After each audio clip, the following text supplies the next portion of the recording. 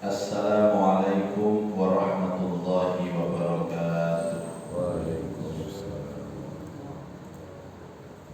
Bismillah, alhamdulillah, wassalatu wassalamu ala rasulillah Sayyidina wa maulana Muhammad ibn Abdillah wa ala alihi wa ashabihi wa mawalah wa la hawla wa la quwwata illa billah.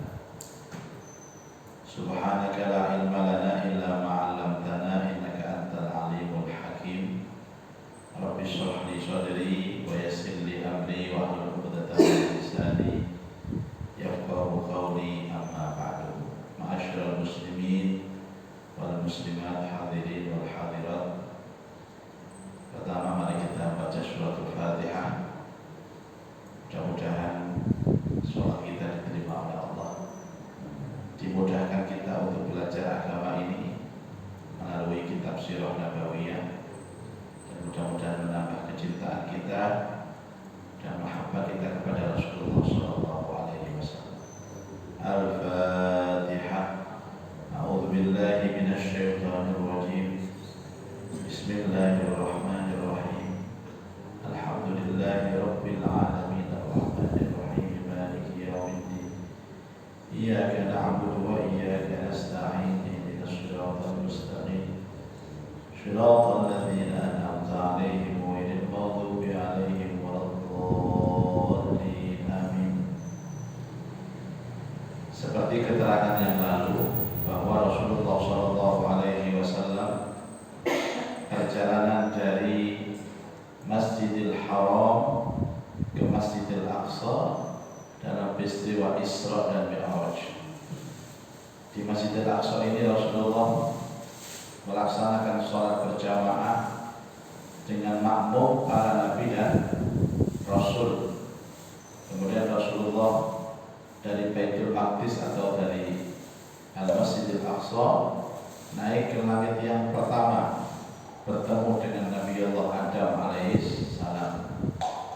Naik ke langit kedua, bertemu dengan Nabi Yahya bin Zakaria dan bertemu Nabi Isa bin Maryam. Naik langit ketiga, bertemu dengan Nabi Yusuf alaihissalam. Naik langit keempat, bertemu dengan Nabi Idris alaihissalam. Naik langit kelima, bertemu dengan Nabi Harun bin Imran. Kemudian naik langit keenam, bertemu dengan Nabi Musa.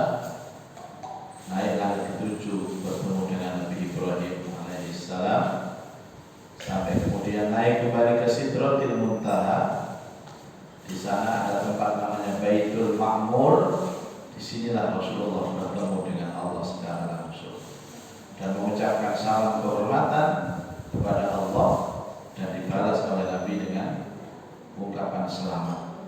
Itu yang diabadikan di dalam bacaan tahiyat akhir setiap kali sholat. At-tahiyyatul mubarakatus sholawatu thayyibatu lillah. Ini ucapan Rasulullah, dibalas oleh Allah, assalamu alaika ayyuhan nabiyyu wa rahmatullahi wa barakatuh, dan seterusnya. Kemudian di Baitul Ma'mur inilah Rasulullah SAW diperintahkan melaksanakan sholat nggak ukuran Bapak Ibu. Sholatnya itu 50 kali dalam sehari. Kemudian diterima oleh beliau ketika turun bertemu dengan Nabi Allah Musa alaihi salatu wassalam. Dan Musa bertanya kepada Rasulullah, apa yang diperintahkan kepadamu? Nabi jawab, sholat 50 kali. Mau terima? Ya iyalah, masa perintah Allah kata terima. Loh, kira-kira umatmu itu kuat apa enggak sedina ping 50 sholat itu? Lalu Nabi kepikiran, oh iya lah ya, umat itu terutama oasis. Gak kira kuat ping 50 ping moy karena gak muncul nang masjid. Kira-kira masjid sudah saya. Apa kata Nabi Musa alaihissalam? Sesungguhnya umatmu tidak akan sanggup melakukannya. Maka kembalilah menemui Rabbmu dan mintalah keringanan kepadanya untuk umatmu. Ini sampai kuat, umat sampai nggak kuat.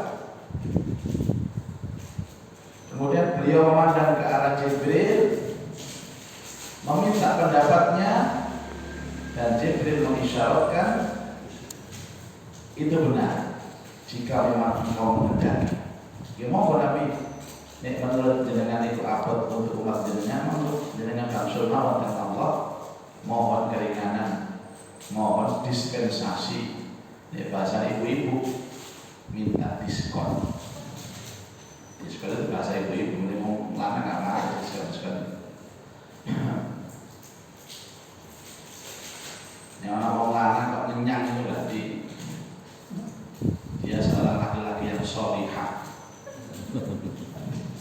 Ngenyang itu sing lanang pakai gaya ini awal Bapak Ibu. Yang orang lanang kalau ngenyang itu sentuh.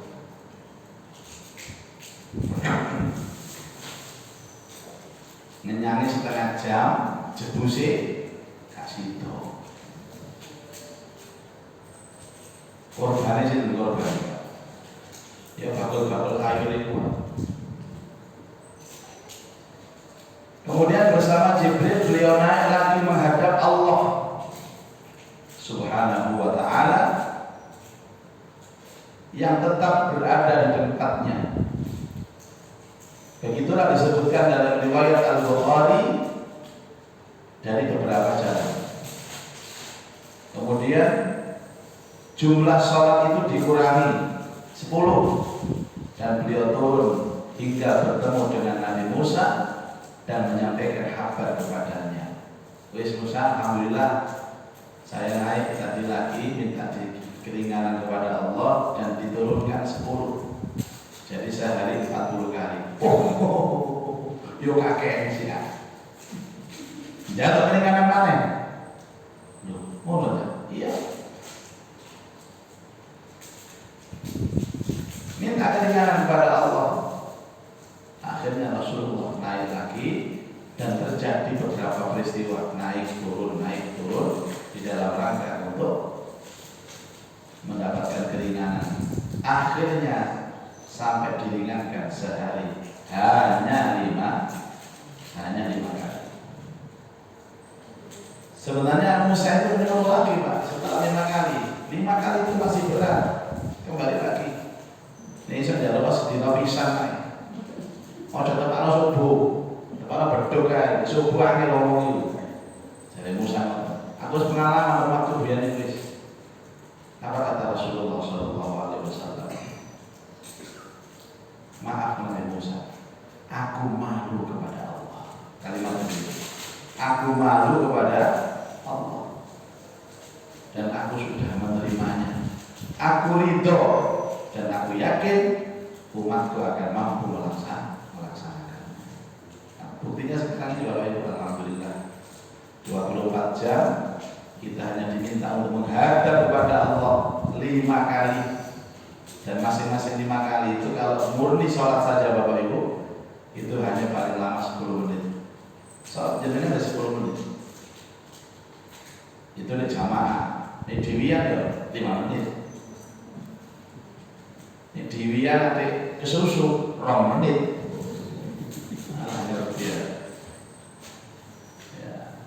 Kalau itu anggaplah paling maksimal 10 menit, juara pasal 10 menit. Kali 5 berapa? 50 menit. Anggap genapkan 1 jam saja 60 menit.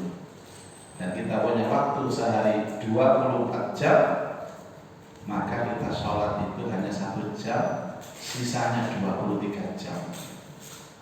Dan putih 3 jam. Masya Allah. Anggap kita tidur sehari 5 jam. Ini lebih jam. Kurangi 5 jam, tinggal 18 jam. Kamu di 18 jam itu. Terus gak karu-karu kan. Nyamuk gawe katakan 12 jam. Masih tersisa 5 jam. 5 jam nanti Bapak Ibu ngopi. Pokoknya ngopi nang warkop jam-jam Bapak Ibu betah. Jadi terkadang kita nggak adil ya terhadap urusan akhirat, kita nggak adil. Ya memang tetap melakukan akhirat Pak, tapi nggak adil, porsinya lebih sedikit daripada dunia kita.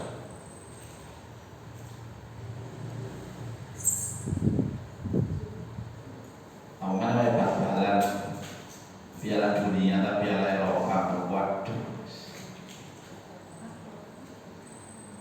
Makanya manusia itu dititipi Allah syahwat atau kesenangan ya, untuk memperturuti keinginan hatinya. Ono sing delok bal-balan, ono sing hobi lagu-lagu. Dan oleh Allah diizinkan Bapak Ibu, gak apa-apa lakukan. Cuma datanglah kepada minimal 5 kali dalam sehari. Masya Allah. Makanya kalau kita melaksanakan sholat sunnah Bapak Ibu ya, ayo kita jumlah sholat sunnah. 5 sholat sunnah semuanya, maka jumlahnya juga nanti pada akhirnya 50 kali. Qobliyahnya, ba'diyahnya, tahajudnya, duhanya, itu nanti akan ada 50 waktu. Atau orang mengatakan 50 rakaat sama. Jadi memang terjadi negosiasi itu nggak salah, itu benar Bapak. Oh hadisnya dhaif, lemah, enggak. Riwayat Bukhari. Hadis itu kalau disebutkan Bukhari itu tabaqat sahihnya nomor 1. Dan sebenarnya kasus dialog minta keringanan ini kan nisbahnya kepada siapa? Kepada Rasulullah, bukan kepada Allah. Allah ya tahu bahwa itu dan umat Rasulullah itu tahu. Cuman ini kan begitulah karakter manusia itu, ketika diturunkan, diperintahkan kepadanya sebuah perintah, maka akan terasa berat. Makanya ada ayat turun apa? Toha ma anzalna alaikal qur'ana litashqa. Toha itu artinya Toha. Ma anzalna alaikal qur'ana litashqa. Aku tidak menurunkan Quran kepadamu litashqa agar hidupmu berat. Tidak, ringan. Semua yang Allah perintahkan kepada manusia itu ringan, sehingga repot ya potongan-potongan pada mama ini dasarnya malas aja nih. Boten sampai apa gitu dulu sampai ini dulu, tapi sampai gitu larang bisa. Ada prinsip yassiru wala tu'assiru. Takmir Baiti Jannati mengadakan pengajian rutin tiap Kamis, ya sampai 1 jam, paling lama 1 jam. Coba, itu pun seminggu sekali. Hadirilah pengajian subuh selama 5 jam. Ya, kan saya tekor ya. Nah, tadi malam ada pengajian Bapak Ibu tentang motivasi menghafal Quran. Jamaahnya saya tanya, Pak, saya mau 1 bulan menghafalkan 1 juz itu mampu apa enggak? Kata kau nih jamaah, juz amma 1 bulan itu mampu? Wah ini bener sekali, gak mungkin iso. 1 bulan ini 1 juz, wah berat.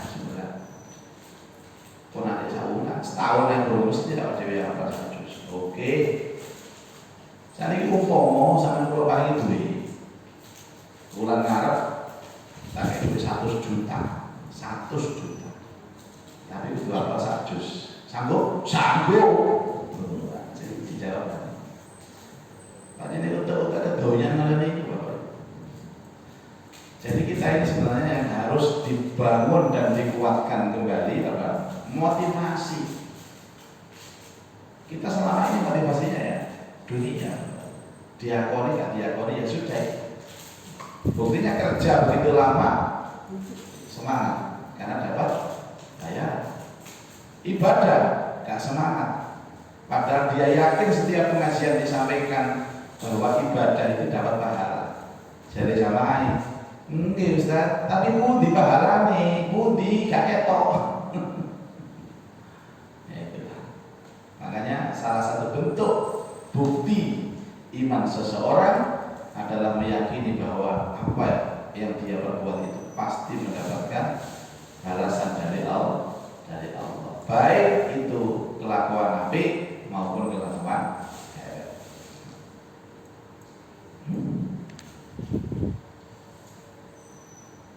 Itulah yang menjadi kewajiban kaum muslimin, sholat lima kali yang disebut salat subuh, kemudian zuhur, asar, maghrib, dan isya.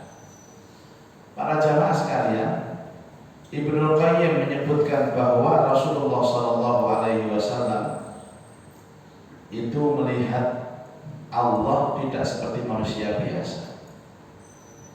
Dan beliau meriwayatkan perkataan Ibnu Taimiyah mengenai masalah ini, yang intinya adalah bahwa Rasulullah itu melihat Allah dengan mata telanjang. Rasulullah melihat Allah dengan mata telanjang. Namun pendapat ini juga tidak ada yang menguatkan sama sekali, dan tidak pernah dikatakan seorang sahabat sekalipun.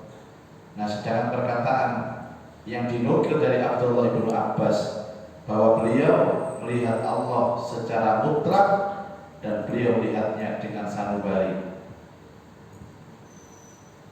Yang pertama tidak menafikan yang kedua, kemudian dia berkata tentang firman Allah di dalam surat An-Najm. Kemudian dia mendekatkan lalu bertambah dekat lagi, bukan berkaitan dengan mendekatnya Jibril, sebagaimana dikatakan Aisyah dan Ibnu Mas'ud, sedangkan mendekat dalam kisah Isra adalah mendekatnya Allah. Jadi tidak ada yang diperselisihkan di dalam surat An-Najm. Bahkan dalam surat ini juga disebutkan beliau melihat Jibril dalam rupa aslinya yang lain di Sidratil Muntaha. Beliau pernah melihat Jibril dalam rupa aslinya sekali tatkala bumi dan tatkala di Sidratil Muntaha. Jadi ada perbedaan pandangan tentang apakah Rasulullah pada waktu di Sidratil Muntaha itu melihat Allah langsung atau bagaimana. Pendapatnya Abdullah bin Abbas ini, Rasulullah melihat Allah secara langsung dengan mata telanjang. Ada yang mengatakan bahwa tidak ada seorang pun yang bisa memandang Allah. Tapi ini kan khususnya. Dan apakah sahabat tidak bertanya kepada Rasul, ya Rasul, ketika engkau di Sidratil Muntaha ini benar-benar melihat Allah atau tidak? Melihat Allah. Setelah melihat Allah, sahabat tidak bertanya lagi. Karena itu tahu bahwa semakin bertanya tentang Allah, tentang zatnya Allah, semakin jauh dari akidah kita. Jadi menghindari bertanya dengan Allah. Salah satu contoh, Allah Maha Berkuasa. Allah Maha Berkuasa ini berlaku kepada sifat-sifat Allah yang mungkin dilakukan, yang tidak mungkin tidak mungkin. Kalau Allah berkuasa, berarti Allah akan berkuasa untuk menciptakan anak untuk Allah. Tidak mungkin. Anak itu sifat mustahil bagi Allah. Itu belajar ilmu tauhid. Belajar ilmu tauhid itu sih nom-noman itu kadang-kadang nggak paham. Dia sudah tahu paham. Soalnya tidak banyak yang dipikirkan kalau sudah sepuh itu. Makanya banyak orang itu justru belajar agamanya saat dia sudah purna, sudah pensiun, sudah uzur. Karena tidak banyak kepikiran masalah dunia. Tapi kalau ada yang masih aktif kerja, belajar tentang agama biasanya untuk sambilan saja, nggak mutlak mau belajar. Itu peristiwa sampai ke Sidratil Muntaha. Kemudian beliau juga melihat 4 sungai di surga. Masya Allah. 4 sungai di surga, 2 sungai yang tampak dan 2 sungai yang tidak nampak. 2 sungai yang nampak itu adalah Sungai Nil dan Efrat. Pernah melihat Bapak Ibu Sungai Nil sama Efrat? Pernah nggih? Dan gambar tapi kalau sampun nanti ningali ini langsung. Sungai Nil dan Efrat. Kalau Nil itu ingatkan kita kepada apa? Peristiwa apa? Penghanyutan Nabi Musa. Ya. Pada saat ada pengumuman kalau anak bayi lahir laki-laki dibunuh, akhirnya Nabi Musa itu dihanyutkan di sungai Nil. Kemudian yang penduduknya akan menjadi pengemban Islam dan satu generasi ke lain generasi, bukan berarti 2 sungai tersebut bersumber dari mata air di surga. Dan beliau juga melihat malaikat penjaga neraka yang tidak pernah tersenyum dan wajahnya tidak ada kegembiraan dan keceriaan. Beliau juga melihat surga dan neraka pada waktu Isra dan Mi'raj. Ketemu penjelasan Joko neraka, gak ono senyume belas, metutut tok. Itu potret penjaga neraka. Makanya wong sing metutut ayo wis anggap persen Joko neraka.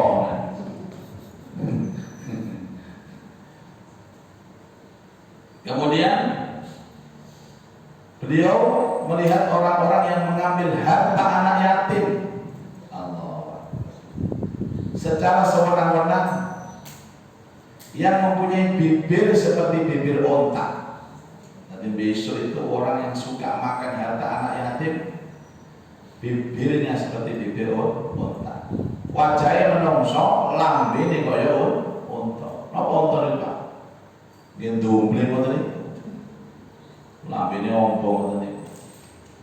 Jadi nanti kelihatan Pak. Oh, lambene kaya unta. Atau seneng makan donyane yatim. Dulu pernah saya jelaskan bagaimana orang yang memakan harta anak yatim. Adapun kalau ada panti asuhan Bapak Ibu yang memungut dana untuk yatim dan dia mengambil sedikit untuk keperluan yatim, itu tidak dianggap memakan harta anak yatim dan boleh di dalam Al-Quran dijelaskan wabtalul yatama hatta idza balagun nikah fa in anastum minhum rusydan fadfa'u ilaihim amwalahum wa la ta'kuluha israfan wa bidaran ay yakbaru faman kana ghaniyan falyasta'fif wa man kana faqiran falyakul bil ma'ruf. Apabila yang merawat yatim itu butuh, fakir, falyakul bil ma'ruf, boleh makan tapi dengan cara yang baik sesuai kebutuhan. Makanya yang paling apik sing ngrawat yatim itu ghaniyan, apa ghaniyan? Sugih. Dia akan menjaga dirinya dan keluarganya dan menjaga yatim tanpa sedikit pun memakan harta. Tapi yang dimaksud memakan harta itu zulman. Donyane yatim dibuangan kabeh. Yatime dhewe gak dikai bagian. Itu namanya memakan harta anak yatim secara zulman, zalim. Dan dia seperti memakan bara api neraka di mulutnya. Ya'kuluna fi butunihim nar. Nanti di akhirat juga lambene kaya lambene unta. Kan saniki ada edit gimana ini? Edit itu. Dan HP kan ada edit gambar kan foto. Mungkin waktu ngaji sama coba edit lambene unta. Sama tepakan lambe sampai tangguan dan ayu ya. Itu gambaran yang diperlihatkan kepada Rasulullah. Tidak hanya itu Pak, bibirnya seperti bibir unta dan mengeluarkan api dari bibirnya untuk genini. Beliau juga melihat orang-orang yang suka mengambil riba. Mereka punya perut yang besar, sehingga tidak beranjak dari tempatnya karena terlalu besar perutnya itu. Kegedean sampai gak bisa makan. Para pengikut Fir'aun melewati mereka, tatkala digiring ke neraka, lalu mereka melimpahkan orang-orang yang mengambil riba ini ke neraka.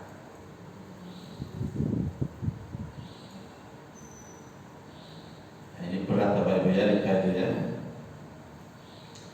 Kemudian beliau melihat orang-orang yang ahli zina, yang membawa daging berminyak yang baik di tangannya, dan di sebelahnya ada daging yang busuk dan jelek, tapi mereka justru memakan dan mengambil daging yang busuk dan membiarkan daging yang baik.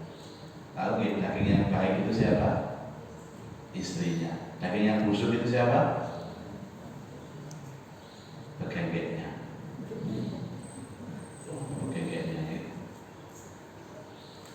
Itu setan namanya, setan.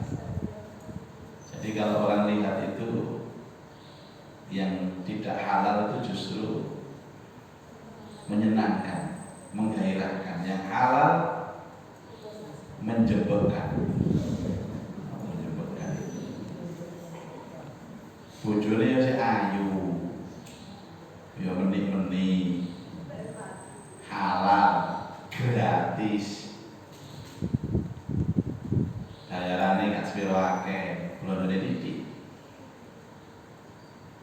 Tapi lebih menikmati orang lain.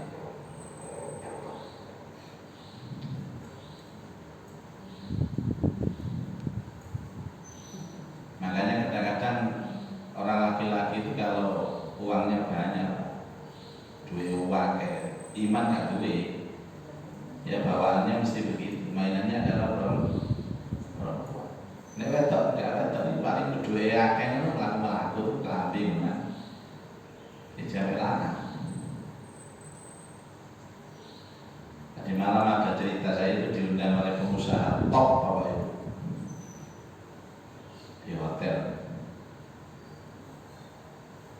Acaranya acara tasyakuran, mengundang penyanyi.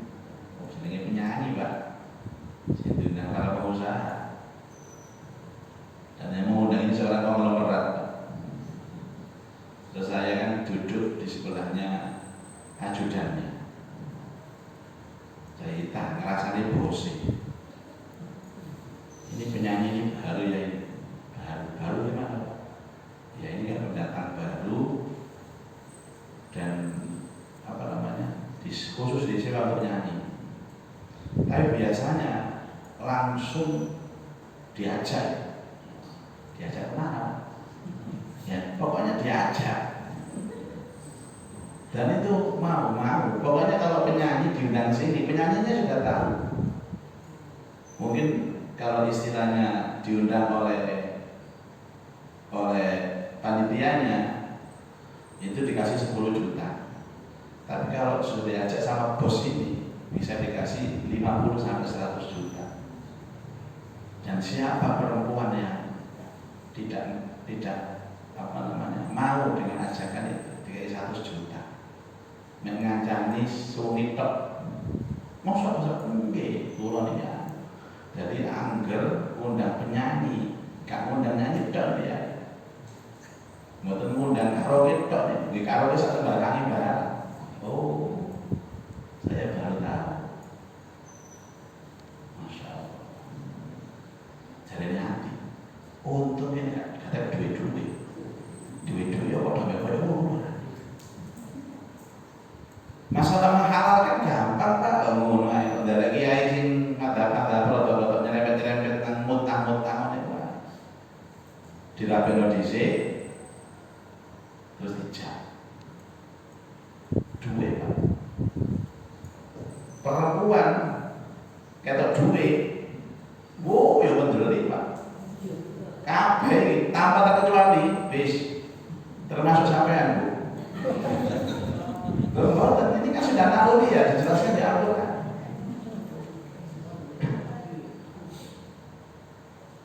Suatu ketika ada seorang artis Bapak Ibu, saya kenal. Artis ini cantik, penyanyi cantik sekali. akhirnya diperistri secara sah oleh bos ini tadi. Gue bingung sama boleh bos Ustaz mau bos itu boleh orang dewi kata sebut sebenarnya. Ini orang Surabaya tapi hidupnya di Jakarta. Cantik sekali dan akrab dengan saya. Itu dibelanjani berapa? Satu bulan itu 80 juta. Belanjanya itu 80 juta, tapi tidak cukup. Sehingga dia setiap hari minta uang ke kantor. Yang cerita itu adalah bendahara kantornya. Usianya itu kepala 3, masih kepala 3. Kelahiran 80 atau 81 tuh. Cantik. Sebagai jamaah bayi jangan nanti ndelok arep itu ikuis. Wong kula mawon ustadz gak kuat ada. Sama namanya gak ustadz. Kemarin minta cerai. Itu sempat WA saya, ayah saya, kenapa Mbak? Bukan karena ada yang bisa menjamin saya lagi. Kalau dari sekarang, Bapak sekarang ini saya dapat 80 juta. Tapi yang baru ini saya dikasih 200 juta sebulan. Saya minta cerai, saya mau nikah sama yang ngasih 200 juta. Cek enak. Allah, nonton itu biar lo. Saya mari oleh belanja 80 juta, ono sing nari 200 juta satu bulan. Kira-kira jalur obat beda saya? Jalur, tapi ke kamar sih ngejak kan. Tapi ya, saya bicara pokoknya. Karena papa sudah tidak sanggup ngopeni mama. 80 juta itu apa Pak? Ini ada yang sanggup. Dilepaskan sama dia. Ya wes sekarang dari situ wayu, oleh orang lanang situ soge, oleh hanya karena gini. Nggak ngerti cerita ini Pak. Nggak tahu ngaji ya. Masya Allah, luar biasa. Cerita-cerita seperti itu ya saya diceritani. Jadi setiap ke kantor itu bendaharanya, ya minta uang. Jangan Bu, nanti Bapak. Sudah, Bapak urusan saya. Minta 100 juta, 200 juta. Kemarin ke Amerika sebelum bercerai, minta 500 juta untuk sangonya ke Amerika. Allah, gak mudah kiai. Mudah kiai. Sangonya dikit. Allah. Kadang-kadang tak pikir duit itu haram halal saja. Lingkarannya di situ. Jadi saya setelah dapat cerita itu Pak, ketika ada perempuan menyanyi tadi itu, beda lagi pandangan saya. Waduh, enak ada orang yang suka ya. Nanti menikmati nyanyi bareng, wes. Dan itulah penyakitnya. Makanya sampai ada semacam dosa. Jadi yang 3 ini Bapak Ibu, itu dosa tertinggi yang terjadi pada umat Nabi Muhammad. 1, memakan harta yatim. 2, riba. 3, zina. Itu ranking tertinggi. Dan itu minal kabair, termasuk kategori dosa besar. Nah ini Bu, wanita-wanita sekarang. Beliau melihat wanita yang suka memasuki tempat tinggal kaum laki-laki yang bukan mahramnya, bukan anak-anaknya. Beliau melihat para wanita ini, bergelayut pada payudaranya. Jadi mau itu Pak ya, biasanya ada dulu segerombolan laki-laki dia bergabung. Bergabung Mas, duduk sini Mas. Tujuannya itu apa? Agar mereka itu laki-laki itu melihat dirinya, kemudian memakai dirinya. Nah orang seperti ini, wong wedok yang selalu menawar-nawarkan dirinya kepada laki-laki, itu dilihat pada saat Mi'raj oleh Rasulullah bergelayut, masih bergelayut di payudaranya. Saya belum menemukan sangat bergerak gitu kandolan ini. Jadi susu ini melewer terus ditariki ngono lho. Masya Allah. Apa sih melewer itu?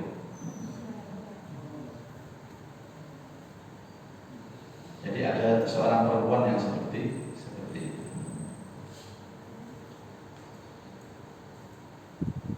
Jadi saya pernah ketemu dengan perempuan yang seperti itu, Pak. Dia coyai dodolannya tadi kiai, kadek modal, atau melumah atau mawon, asal yo terus kata. Ngono ya Pak, nggih. Nah, kok nek urusan akhirat, Pak, kan akhirat kan bijing ya, betul masalah. Ngomong. Dene kula niki rokok iki, dipun ngrasakaken ecol tadi. Oh, timbangannya kaya-kaya kula niku. Kaya salat, ibadah, kula mesti mlebu swarga. Kowe nek mlebu neraka. Kalau apa-apa, kula lumayan. Sik lumayan tahu rasane itu. Ngono jane. Wah, banget.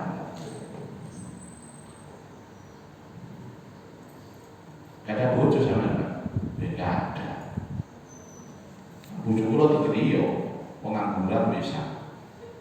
Makanya kula sing bagian dari duit. Ini kula golek duit iki kangge niki, kangge alat iki kula. Bojo sampean mboten ro nenten iki. Nggih ro. Ya ora male mangane dene enten ae. Nek mboten purun nggih.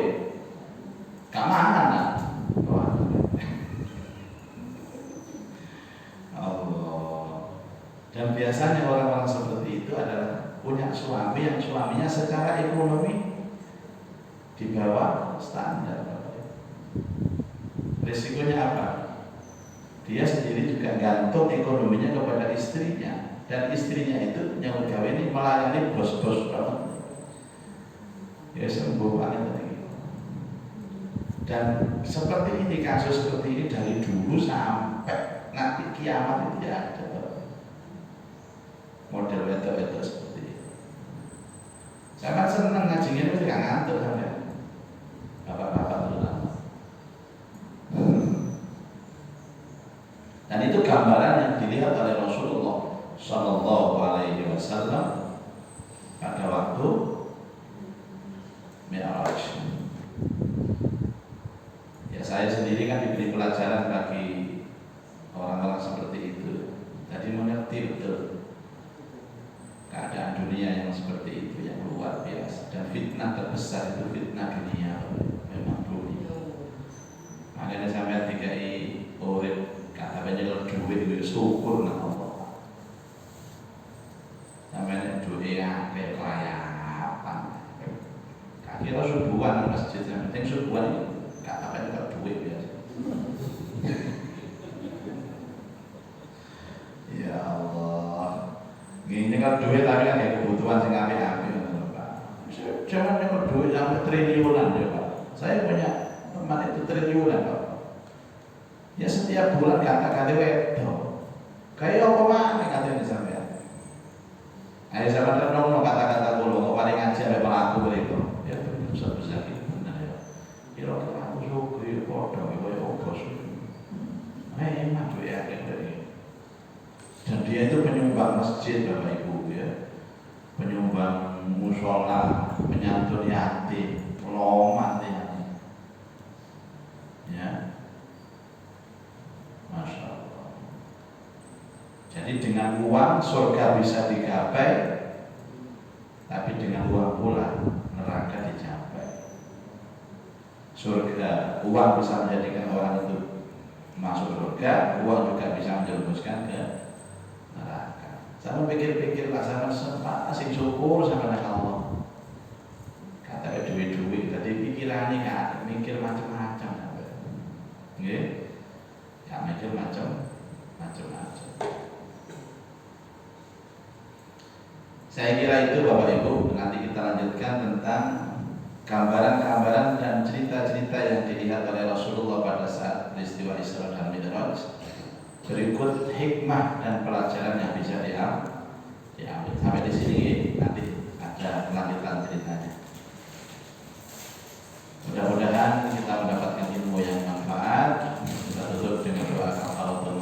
tertulis. Bismillahirrahmanirrahim. Subhanakallahumma bihamdika asyhadu an la ilaha illa anta astaghfiruka wa atubu ilaik. Assalamualaikum warahmatullahi wabarakatuh. Assalamualaikum.